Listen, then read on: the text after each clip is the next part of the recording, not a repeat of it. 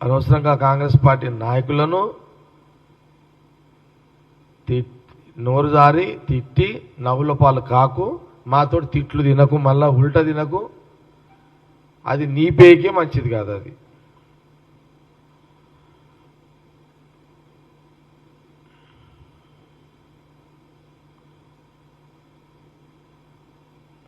నువ్వు స్టేచర్గా ఫీల్ కాకు, పెద్ద పర్సనాలిటీగా నీదేం పర్సనాలిటీ రా నాయన. జానడ్ లేవు, నీదేం పర్సనాలిటీ అట్లా అంటే బెత్తడి లేవు.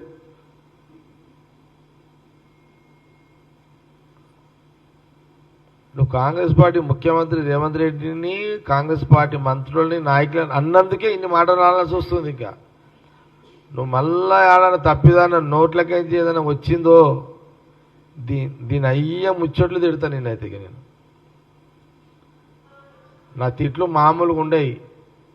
నేను ఎంత ఇట్లా మామూలుగా ఉంటానో అట్లా మామూలుగా ఉంటుంది.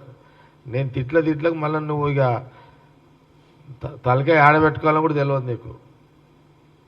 ఎందుకు ఉన్నది కదా, పార్లమెంట్ లాంగ్వేజ్ ఉన్నది కదా, వాడు ఏమున్నది అట్లా.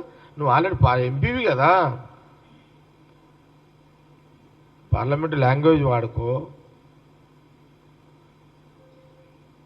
నువ్వు మళ్ళా నువ్వు ఎంపీగా మళ్ళీ నువ్వు ఒక ఎంపీగా మినిమం బాధ్యతలు అయితే నెరవేర్చుకో. ఇప్పటికైతే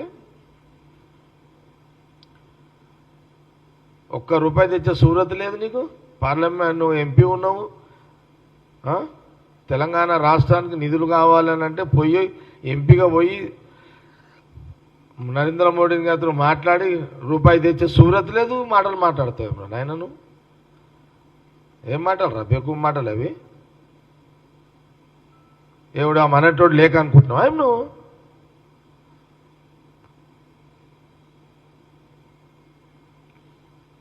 రాష్ట్రం నుంచి ఇన్ని పన్నులు కడుతున్నావు అట్లాంటి సెంట్రల్కి, పోయి తీసుకురా పో పైసలు.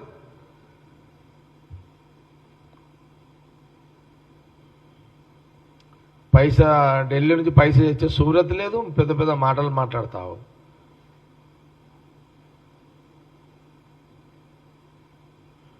ఏమైనా క్వశ్చన్స్ ఉన్నాయేమి?